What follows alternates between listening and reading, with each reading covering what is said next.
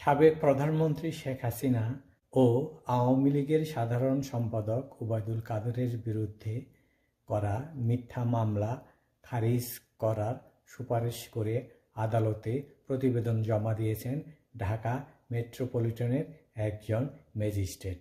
ভাটারা থানায় করা এই মামলায় সাবেক প্রধানমন্ত্রী শেখ হাসিনা সহ 494 জনের কোনো সংশ্লিষ্টতা পাওয়া যায়নি বলে ম্যাজিস্ট্রেট তার প্রতিবেদনে উল্লেখ করেন। কথায় আছে না, সত্যের জয় আর মিথ্যার ক্ষয় সবসময়ই।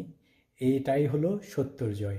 এভাবেই শেখ হাসিনা সহ আওয়ামী লীগের যত নেতাকর্মীদের বিরুদ্ধে মিথ্যা মামলা হয়েছে একে একে সবই খারিজ হয়ে যাবে এবং তদন্ত কর্মকর্তারা যখন মাঠে নামবেন এবং তদন্ত করবেন সবই মিথ্যা প্রমাণিত হবে। এর আগে যেসব মামলার রায় দেওয়া হয়েছে এই রায় ছিল ইউনূসের দেওয়া লিখিত রায়। এই রায়ও টিকবে না এক সময়।